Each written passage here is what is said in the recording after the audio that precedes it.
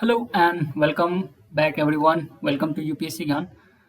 तो आपने जैसा कि थंबनेल देखा होगा कि 2048 में भारत में क्या होने वाला है, भारत के साथ क्या होगा, भारत के अंदर क्या होगा। तो बिल्कुल ये थंबनेल फेक नहीं है। तो अभी एक रिपोर्ट आई है लैंसेट की। तो उसमें हमारे इंडिया के पॉपुलेशन के बारे में कुछ आंकड़े आए हैं जो इन जनरल आम लोगों के लिए तो जानना ज़रूरी है ही, पर यूपीएससी एस्पिरेंट जो हैं उनके लिए भी महत्वपूर्ण है। तो उसकी यूटिलिटी क्या होगी ये मैं बताता हूँ। तो इस रिपोर्ट पे जाने से पहले कुछ कोट्स हैं अपने यहाँ, आप यहाँ पे देख रहे होंगे। ओके, तो ये जो है महात्मा गांधी का कोट है। इन्होंने ये कहा था कि प्रकृति के पास तो एनफ है, मतलब जो लोगों की सेटिस्फैक्शन है उसको पूरा करने के लिए उनके पास बहुत संसाधन है, लेकिन किसी के ग्रीड को पूरा करने के लिए संसाधन नहीं है। मतलब आपके लालच को पूरी नहीं कर सकते, आपकी ज़रूरतों को पूरी करने के लिए प्रकृति के पास बहुत है। तो ये गांधी जी ने कहा था। इस कोट को आप एस्से वगैरह में यूज कर सकते हैं। और साथ ही साथ एरिस्टोटल ने क्या कहा था, अरस्तु ने कहा था कि nature does nothing uselessly, nature कुछ भी यूजलेसली नहीं करती है। तो अभी हम बात करेंगे पॉपुलेशन की। और जब पॉपुलेशन कंट्रोल की बात करते हैं, आपने देखा बहुत सारे कैटास्ट्रॉफिक मोमेंट्स आए हैं इंडिया में, वर्ल्ड वाइड आया है। जैसे इंडिया में केदारनाथ का आपने नाम सुना होगा। वहाँ पे 2013 में जो हैवॉक हुआ था, काफ़ी सारे लोग मरे थे, काफ़ी क्षति हुई थी। तो इसका रीज़न क्या है? पॉपुलेशन एक्सप्लोजन हो रहा है भाई साहब, एक्सप्लोजन हो रहा है हमारे यहाँ पे। पॉपुलेशन काफ़ी स्पीड रैपिडली इंक्रीज हो रहा है, लेकिन उसको कंटेन करने के लिए उतने हमारे पास रिसोर्सेज नहीं है कि उनको एक बेटर लाइफ मिले, बेटर जॉब मिले और वो अपने लाइवलीहुड को सही से चला पाए। ये है नहीं। तो अरस्तु ने ये भी कहा था कि अगर प्रकृति के साथ अगर हमने खिलवाड़ करना बंद नहीं किया, ठीक है, तो प्रकृति एक दिन खुद उसे कंट्रोल कर लेगी। तो इसलिए हमें रिसोर्सेज को एक सही तरीके से यूज करना चाहिए बेसिकली। ठीक है, तो ये तो हुई कि कोटेबल कुछ कोट कर सकते हैं। यूटिलिटी की बात करें तो इसका यूटिलिटी यूपीएससी के मेंस में हो सकता है, पेपर 2 में पॉपुलेशन, ठीक है, पॉपुलेशन कंट्रोल। और अगर एस से आपके पास इस तरह के आते हैं पॉपुलेशन से रिलेटेड, ठीक है, या फिर एम्प्लॉयमेंट से रिलेटेड, तो एस से में भी इसके आंकड़े को कोट किया जा सकता है। ठीक है, तो ये आंकड़ा जो आया है, रिपोर्ट जो आए हैं, ये है लैंसेट का रिपोर्ट है। लैंसेट की रिपोर्ट आज आई है और ये कह रहा है कि जो इंडिया का पॉपुलेशन है 2048 में 1.6 बिलियन हो जाएगा। 1.6 बिलियन, समझ रहे कितनी बड़ी नंबर है ये। ठीक है, और 2100 तक जाते हुए, मतलब कि ये 2000 जो 1 सेंचुरी पूरा होगा 2000 के बाद, तो वहाँ पे जाके ये फिर डिक्लाइन इसमें आएगी 1.09, क्योंकि लोग फिर तो लोगों की डेथ भी तो हो गए, बढ़ेगी जब तो। ठीक है, तो बताइए करेंटली अभी as of now 1.38 billion India का पॉपुलेशन है। ठीक है, सॉरी 1.38 मिलियन, बिलियन नहीं। ओके, तो 138 करोड़ हमारे यहाँ की आबादी है अभी फिलहाल। और इस रिपोर्ट में और भी सामने क्या आया कि जो इंडिया है वो सेकेंड लार्जेस्ट नेट इमिग्रेशन होगा 2021 तक, सॉरी 2100 तक। 2100 की जब ईस्वी आएगी तब इंडिया सेकेंड लार्जेस्ट। इमिग्रेशन का मतलब क्या होता है कि एक देश से दूसरी देश में जाकर के जब आप लाइवलीहुड ढूंढते हैं और वहाँ पे आप सेटल होते हैं, तो ये इमिग्रेशन ही कहलाता है ना। ठीक है, तो ये जो माइग्रेशन होगा वो सेकेंड लार्जेस्ट हो जाएगा पूरे वर्ल्ड में। और इसमें एस्टिमेट किया गया कि जो हाफ मिलियन से ज़्यादा जो पीपल होंगे वो इंडिया में आएंगे 2100 तक।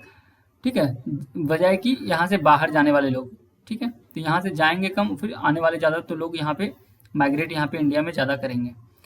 और इसमें ये भी और दूसरी बात ये सामने आई कि इंडिया जो है वो चाइना का जो वर्क फोर्स पॉपुलेशन है, ठीक है, मिड 2020 तक उसको भी सरपास कर जाएगा, मतलब पार कर जाएगा इंडिया। चाइना की आबादी भी पता है कि वर्ल्ड में सबसे ज़्यादा पॉपुलेशन है चाइना के पास, सबसे ज़्यादा पॉपुलेशन चाइना के पास है। तो इसे कंटेन करेगा। अब ये जहाँ पे इसका जो वर्किंग एज पॉपुलेशन है वो क्या होगा, डिक्लाइन करेगा। अभी 950 मिलियन था 2017 तक और 357 मिलियन हो जाएगा 2100 तक, यानी कि 2100 ईस्वी तक चाइना की। और इंडिया का बता ही दिया। और इस रिपोर्ट को बनाने में कौन सी चीज़ें मतलब कितने इसमें पैरामीटर्स दिए गए, तो वो है मोर्टालिटी, जो मेथड अपनाए गए, फर्टिलिटी और माइग्रेशन। इन तीनों को ध्यान में रख के ये रिपोर्ट को बनाया गया है। तो ये अहम है कि हमें सोचना चाहिए हमारे देश में ऐसी पॉलिसी आनी चाहिए कैसे हम पॉपुलेशन को कंट्रोल कर सकते हैं। हालांकि आप सबको पता होगा कि जब राजीव गांधी की सरकार थी तो मतलब एक स्टेरिलाइजेशन का वो चला था, बंध्याकरण जिसे बोलते हैं। तो लोगों को पकड़ पकड़ के उन्हें स्टेरलाइज कर दिया गया। तो उसमें बहुत सारे जो लोग थे वो तो मैरिड थे ही, लेकिन साथ ही साथ अनमैरिड बंदे जो थे उनको भी स्टेरलाइज कर दिया गया था। तो बड़ी मुहिम चली थी, लोगों को पकड़ पकड़ के उन्हें स्टेरलाइज किया जाता था, पुरुषों को। तो इस पे पॉलिसी पे बात चल रही है, लेकिन यहाँ पे इंडिया है, यहाँ पे डेमोक्रेसी है, बहुत बुद्धिजीवी लोग हैं। एक तबका ऐसा है जो इसके सपोर्ट में खड़ा होगा, दूसरा कहेगा नहीं, ऐसा नहीं कर सकते। क्यों नहीं कर सकते भैया? कहेगा मेरा राइट टू लाइफ है। भैया ठीक है, आपको राइट टू लाइफ की अधिकार है, लेकिन आप हमारे पास जो रिसोर्सेस उसे भी तो आप ध्यान में रखें। पहले होता था, बहुत साल पहले, 50 साल, 60 साल, 70 साल पहले, एक परिवार बच्चे 10-10 होते थे, 11। तो उनकी अपनी कंडीशन ये थी कि उस समय हमारा देश उतना डेवलप नहीं था, मेडिकल फैसिलिटीज उतने नहीं थे, तो बच्चे बचते थे, उनकी डेथ हो जाती थी, तो 2-4 मतलब ऐसे करके होते थे, तो वो होता था। दूसरी बात इकोनॉमिक कंडीशन था कि ज़्यादा बच्चा होगा तो उनके घर में ज़्यादा प्रोस्पेरिटी होगी, ज़्यादा पैसे आएंगे, ज़्यादा कैपिटल आएंगे, तो उनके घर में समृद्धि ज़्यादा रहेगी और वो वेलबींग और एक अच्छी लाइफ जी सकते हैं। लेकिन आज क्या है, आज ये मॉडर्न एरा में जहाँ पे हम AI की बात करते हैं, ICT की बात करते हैं, IoT की बात करते हैं, तो यहाँ पे हमें अपने थॉट तो बदलने चाहिए। अब गैजेट्स और टेक्नोलॉजी और ये बदलने से नहीं होगा, हमारा माइंडसेट बदलना होगा। आज भी इंडिया में बहुत ज़्यादा प्रेवलेंट है एक चीज़ जिसका नाम है चाइल्ड मैरिज। लड़कियों की छोटी उम्र में शादी कर दिया जाता है। गरीब के घर में अगर बच्ची हुई तो उन्हें बर्डन मान के जल्दी से शादी कर दिया जाता है। फिर क्या होते हैं, उनके अंदर अंडरस्टैंडिंग नहीं होती, वो फैमिली प्लानिंग करती हैं। कई बार फैमिली प्लानिंग करती हैं, इमेच्योर एज में वो बच्चे डिलीवर करती हैं, उनकी डेथ होती है। तो ये सारी चीज़ों को कंट्रोल करने के लिए अब हमें सोचना चाहिए, सरकार को भी कदम उठाने चाहिए। एक सख्त कदम होना चाहिए कि आप ये कर सकते हैं, आप हमारे राइट्स हैं, सही है, बट राइट्स का मतलब ये नहीं है कि आप कुछ भी नहीं कर सकते। आपको खुद भी सोचना चाहिए, हर बात सरकार आपसे नहीं कह सकती, ठीक है। तो हमें अपने रिसोर्सेज को ध्यान में रखते हुए अपने पॉपुलेशन को बढ़ाना है, कंट्रोल करना है, जो भी है वो कह सकते हैं, ठीक है। तो आगे इसके फाइंडिंग्स देखते हैं। तो जो रिसर्चर हैं institute of health matrix and evaluation IHME, ये यूनिवर्सिटी ऑफ वाशिंगटन स्कूल का जो है, वहाँ से इसे डेटा लिया गया, ग्लोबल बर्डन ऑफ डिजीज जो स्टडी 2017 में हुई थी। तो उसमें ये एस्टिमेट किया गया था कि 2021 तक जो 193, अभी टोटल 193 कंट्री हैं, उसमें से 183 देश जो होंगे, उनका जो उन देशों में जो टोटल फर्टिलिटी रेट होगी, ठीक है, TFR से आप सबको पता होगा, टोटल फर्टिलिटी रेट मतलब हो गया कुल मतलब ये प्रजनन दर जो होता है, जिसका मतलब ये होता है कि एक वुमन अपने पूरे लाइफ टाइम में वो कितने बच्चे को जन्म देती है। तो ये जो है ये बिलो हो जाएगा 2.6%, सॉरी 2.1 हो जाएगा ये, ठीक है, ये रेट। और करंट रेट कितना है, 2.6 है, if I am not wrong, total. ये ग्लोबल, ठीक है, इंडिया की बात नहीं कर रहे हैं। तो ये है। फिर इसमें इसी रिपोर्ट में ये भी आएगा मतलब 2100 तक, ठीक है, ये 2021 आ जाता है बार बार, 2100 तक ये है कि पूरे वर्ल्ड का सबसे ज़्यादा पॉपुलस कंट्री हमारा देश होगा, सबसे ज़्यादा पॉपुलेशन हमारे देश में होंगे। इसके रिपरकशंस क्या होंगे पता है आपको? पॉपुलेशन होना कई बार अच्छी बात होती है, वरदान और अभिशाप दोनों हो सकता है। तो पॉपुलेशन जैसे होगा तो आपको उनको तो बहुत सारी चीज़ें प्रोवाइड करना है, बेसिक नीड्स जैसे स्कूलिंग, मेडिकल फैसिलिटीज़, जॉब चाहिए उनको, ठीक है, अच्छी लिविंग स्टैंडर्ड ऑफ जो लिविंग होती है उसे बेटर लाइफ मिलना चाहिए। तो इन सब चीज़ों को इंश्योर करना पड़ता है, सिर्फ पॉपुलेशन बढ़ाने से नहीं होता। आज हमारे देश में ये ढिंडोरा पीटा जाता है कि वर्ल्ड का सबसे ज़्यादा पॉपुलेशन हमारे पास है, यूथ पॉपुलेशन है, 65% हमारी आबादी। भैया 65% आपकी आबादी, तब यूज कहाँ कर रहे हो? सब तो बेरोजगार घूम रहे हैं, बहुत सारी बेरोजगारी। आपको पता है कि हमारे देश में पीक पे है, काफ़ी ज़्यादा बेरोजगारी, जो अनएम्प्लॉयमेंट रेट है वो काफ़ी ज़्यादा पीक पे चला गया है। तो सिर्फ पॉपुलेशन और ये करने से हमें प्राइड नहीं करना चाहिए कि हमारे पास इतना पॉपुलेशन है, बहुत अच्छी बात है, हमारा ह्यूमन कैपिटल है, बट ह्यूमन कैपिटल का भी यूटिलाइजेशन प्रोडक्शन बढ़ाने में तो करें। उनको अपने एबिलिटी और स्किल के हिसाब से जॉब तो मिलने चाहिए। लेकिन हमारे देश में एजुकेशन का जो कंडीशन है वो भी बहुत बेहतरीन नहीं है।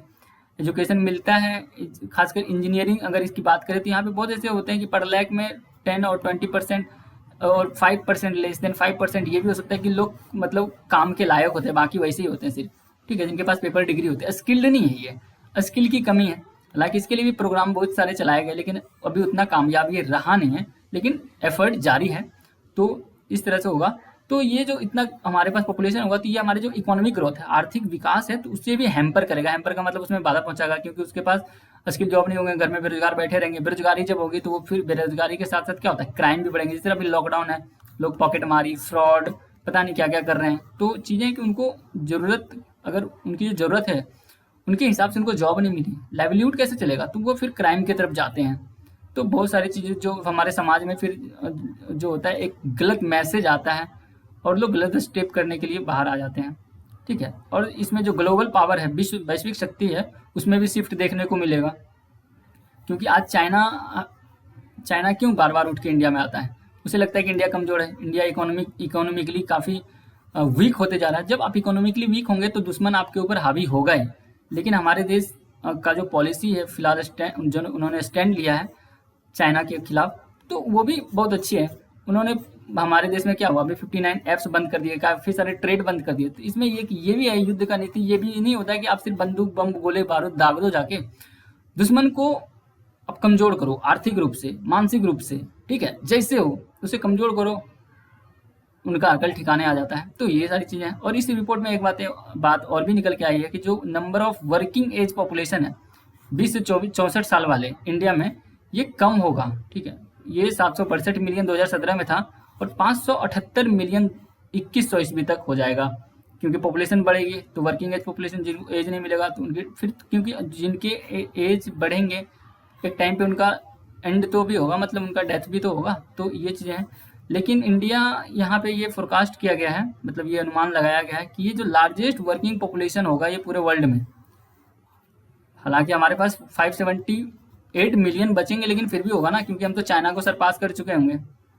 तो ये बहुत अच्छी बात नहीं है कि हम बहुत ज़्यादा पॉपुलेशन बना लें और हमारी प्रोडक्टिविटी जो है वो ज़ीरो हो जाए। प्रोडक्टिविटी भी तो चाहिए। ठीक है, लोगों की माइग्रेशन नहीं हो, ये भी इंश्योर करना है कि हमारे देश में ही उन्हें जॉब मिले। आज कतर ने क्या किया है, आपने सुना होगा, कतर को बहुत सारी जगहों में इंडिया जो है उनको, उनका एक्सट्रैक्शन हो रहा है, उन्हें बाहर भेजा जा रहा है। क्यों, पेंडेमिक है अभी और उनके पास जॉब नहीं है, तो वो जॉब से निकालेंगे। तो हमें ये इंश्योर करना चाहिए कि जितने भी लोग हैं हमारे देश में, जो पॉपुलेशन है, उनको हमारे देश में डोमेस्टिक अरेना में ही उन्हें जॉब मिलनी चाहिए। उन्हें इमिग्रेशन का शिकार नहीं होना पड़े या फिर इस तरह से एक्सट्रैक्शन उन्हें झेलना पड़े, ये तो अच्छी बात नहीं है। तो ये चीज़ें रिपोर्ट में आई हैं।